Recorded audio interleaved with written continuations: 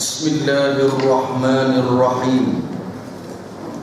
Assalamualaikum warahmatullahi wabarakatuh.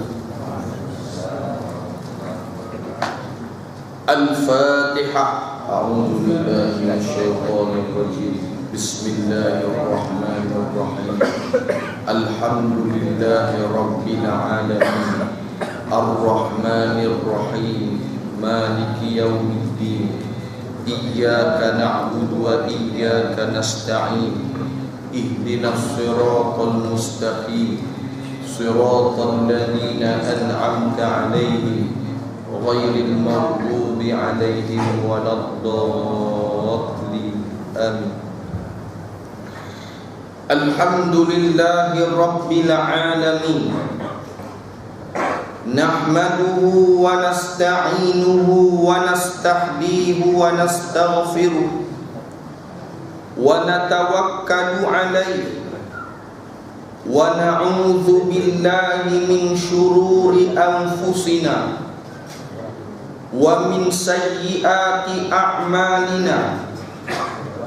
Man yahdihillahu fala mudilla lahu wa man yudlil fala hadiya lahu.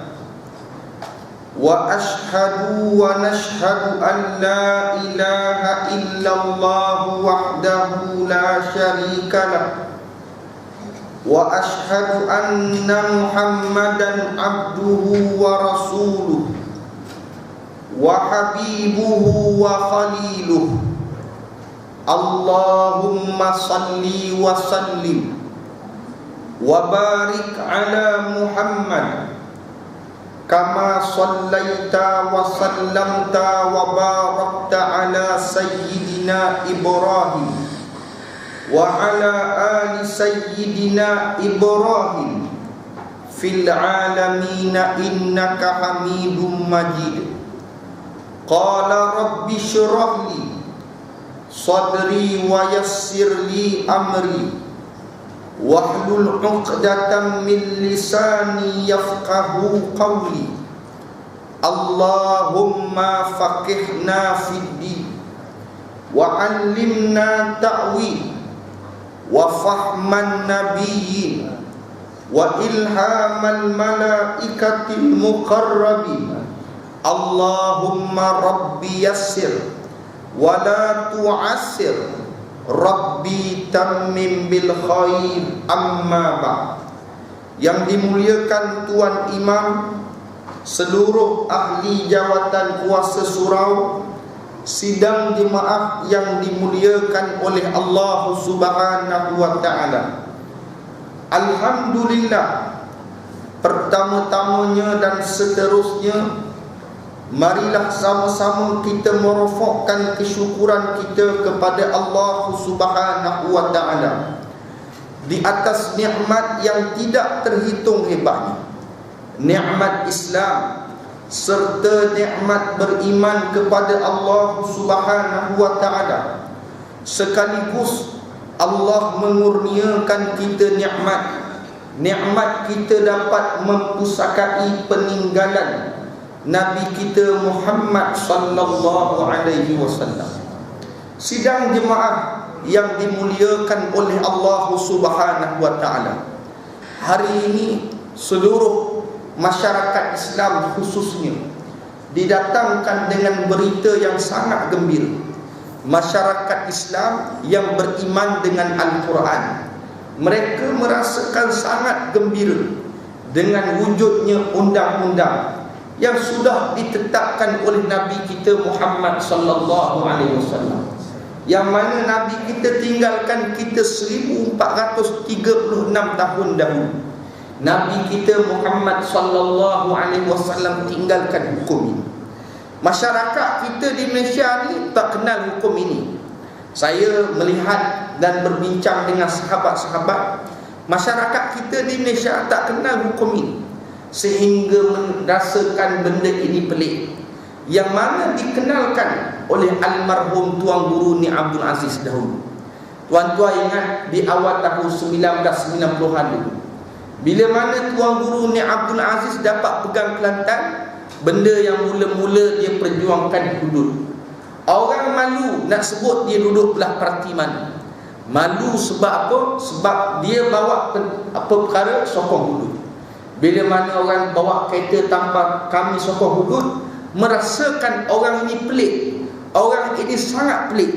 Sebab itu Nabi Muhammad sallallahu alaihi wasallam menyatakan bada'al Islamu ghariban. Islam ini datang dengan penuh pelik. Penuh pelik. Semua orang tengok pelik. Dan dia datang, dia bergerak dengan sendiri. Dan Islam ini dia menang dengan bersendirian. Jangan kita orang Islam menyatakan Islam ini menang dengan orang-orang kafir. Orang kafir hari ini dihentam. Orang kafir hari ini hentam bila makna melaksanakan hudud. Sebab itu firman Allah Ta'ala, innal ladhina kafaru sawa'un alaihim a'andartahum am lam tunzirhum la yu'minun.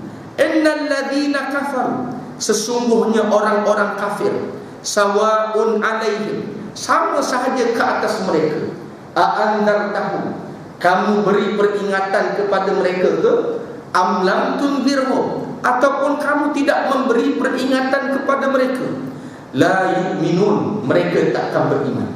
Sebab itu sidang jemaah yang dimuliakan oleh Allah Subhanahu wa ta'ala, lebih malang lagi orang-orang Islam bimbang, takut mereka berpecah dengan kawan-kawan kafir. Bimbang berpecah dengan kawan-kawan kafir. Sepatutnya bila mana orang Islam bergabung, itu satu kemuliaan, satu keizzahan daripada orang Islam. Sebab itu sidang jemaah yang dimuliakan oleh Allah Subhanahu wa ta'ala, ingat, senang ke Allah Ta'ala nak buka pintu hati orang, yang mana orang duduk belah sana ni dia tak ada langsung nak sebut perjuangkan Islam. Tiba-tiba hari ini mereka bersetuju bersama-sama untuk memperjuangkan apa yang ditetapkan oleh Nabi Muhammad sallallahu alaihi wasallam. Soal dia nak nipu ke, nak berlakon ke, itu kerja dia. Nampak? Soalnya hari ini kita percaya mereka yang duduk belah sana, mereka bersama dengan kerajaan Kelantan untuk menerima rang-rang undang-undang hudud yang telah dibawa pada hari ini. Sidang jemaah yang dimuliakan oleh Allah Subhanahu wa ta'ala. Sebab itu Quran mengajar kita, baik kafir zimmi, baik kafir harbi, baik kafir mu'ahad, bila sebut kafir ni dia tidak akan menerima Islam buat selama-lamanya. Ini kita jangan tertipu dengan orang kafir. Memang banyak perjanjian Islam dengan kafir.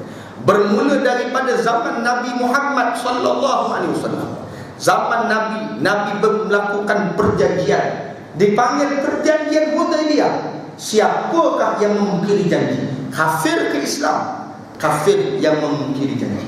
Kafir ini dia buat satu benda, satu perancangan yang semua orang Islam tunduk kepada kafir asal. Semua orang Islam tunduk kepada kafir. Orang Islam sibuk menyatakan orang kafir inilah Omar Abdul Aziz. Last kali orang kafir dimakan balik orang Islam pada muka. Nampak? Inilah sidang jemaah yang dimuliakan oleh Allah Subhanahu wa ta'ala. Kita tengok hari ini orang kafir sedikit demi sedikit dia cuba mencabar Islam. Tapi kita buat tak tahu, kita buat tak layan, ikut kamulah. Ini benda yang dibawa oleh Nabi kami Muhammad sallallahu alaihi wasallam. Kami tak pernah ganggu kitab kamu, kami tak pernah ganggu agama kamu, kamu jangan masuk campur, ini urusan agama kami. Rang-rang hudud ini hanya ditetapkan ke atas orang-orang Islam tentang hukum orang yang murtad. Orang kafir ada hukum murtad tak? Hukum tadi Lim Kuan Yen murtad ada tak? Tak ada. Lim Kee Siang murtad? Tak ada. Hanya orang-orang Islam yang mengucap la ilaha illallah Muhammadur Rasulullah. Bila mana dia mengucap la ilaha illallah Muhammadur Rasulullah, Islam ni la ikraha fid din, tidak ada paksaan bagi dia. Bila mana tak ada paksaan, dia masuk Islam. Tiba-tiba dah masuk Islam 5-6 tahun, dia tak seronok duduk dalam Islam, dia keluar daripada Islam. Orang ni dipanggil mencabut hak Allah Subhanahu wa ta'ala. Dah mula-mula masuk Islam, keluar daripada Islam. orang ni dipanggil mencabul hak Allah Subhanahu wa taala. Kalau mencabul manusia itu pun dikenakan hukuman, ini kan mencabul Allah. Bila mencabul hak hukum Allah Ta'ala, ini dipanggil orang yang murtad. Orang yang murtad ini dalam rang-rang hudud dipanggil, diberi masa dalam 3 hari, diberi kaunseling, diberi suruh bertaubat. Kalau tak nak bertaubat, barulah dijatuhkan hukuman hudud yang dipanggil bunuh sehingga mati. Apa sebab? Sebab dia dipanggil murtad, keluar daripada agama Allah tanpa sebab.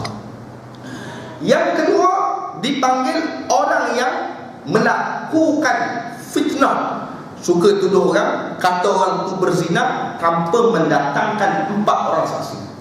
Tak datangkan 4 orang saksi, tak ada datang 4 orang saksi, tiba-tiba tuduh orang tu berzina, tak datang 4 orang saksi, maka orang ni dia akan dijatuhkan hukuman qazaf, dipanggil tamanina jaldah, disebat dengan 80 kali rotan. Sebab itu hari itu seorang hamba Allah dituduh oleh orang yang tertentu bahawa dia meliwat seorang lelaki.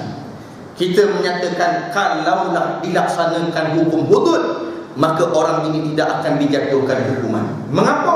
Kerana tidak dapat didatangkan dengan 4 orang saksi yang adil. Adil ni dia sendiri berlaku adil dengan diri dia.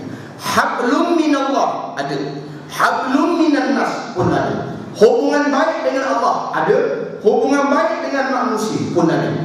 Kalau dia ni nak jadi saksi, jiran sebelah pun dia tak tegur, maka dia tak layak jadi saksi. Kalau dia nak jadi saksi, anak lelaki dia pun pakai seluar pendek, maka tak layak jadi saksi. Kalau dia nak jadi saksi, isteri dia pun tak menutup aurat, maka dia tak layak jadi saksi. Maka inilah hukuman yang saya ketat nak jadi saksi. Maka kalau dia menuduh seseorang itu berzina ataupun melakukan liwat tanpa 4 orang saksi, maka jatuhlah hukuman yang dipanggil qazaf. Qazaf ini dipanggil samanina jaldah, 80 kali sebatan. Ingat senang ke nak melaksanakan hukum ini? Sebab itu hukum hudud ini dipanggil hukum mendidik. Hukum mendidik, hukum yang mentarbiah manusia supaya hidup kasih sayang dengan apa yang ditinggalkan oleh Nabi Muhammad SAW. Yang ketiga, sidang jemaah yang dimuliakan oleh Allah Subhanahu wa taala. Hukum hudud ni dikenakan kepada orang yang mencuri. Mencuri mencuri, ambil barang tanpa pengetahuan hak orang. Curi pula, tanya pula apa sebab kamu mencuri. Curi pula, tanya pula berapa banyak kamu mencuri. Curi pula, kenapa kamu mencuri? Kalau dia mencuri kerana kemiskinannya, akan dibantu oleh pihak pemerintah, akan dibayar oleh qadha. Maksudnya apa sebab kamu mencuri? Saya ni gaji saya RM1,000, anak saya 12 orang. Maka saat ni orang ni dia punya apa yang dia curi tadi akan dibayar oleh pihak pemerintah, dan dia juga akan dikenakan hukum. Hukuman ini dipanggil hukuman takdir.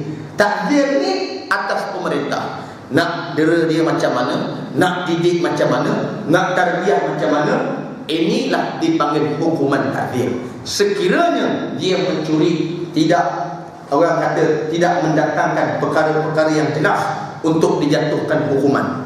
Kalau dia curi dia dah kaya, dia dah mampu, tiba-tiba dia rompak lagi, ini maka dipanggil, inilah maka dikenakan hukum as-sariqu was-sariqatu faqta'u aydiyahuma jazaa'an bima kasabana kana minallah. Cuma nak jatuhkan kat tangan tu, bukan curi kat tangan, itu tak boleh, itu zalim nama dia. Sebab itu orang-orang Amerika menghantar surat kepada mufti Saudi menyatakan, kamu negara yang melaksanakan hudud, kamu kerat tangan orang. Kata Saudi, mufti Saudi balas, walaupun kami mengerat tangan orang sepanjang 15 tahun, kami melaksanakan hukum ini, hanya 5 tangan sahaja kami kerat.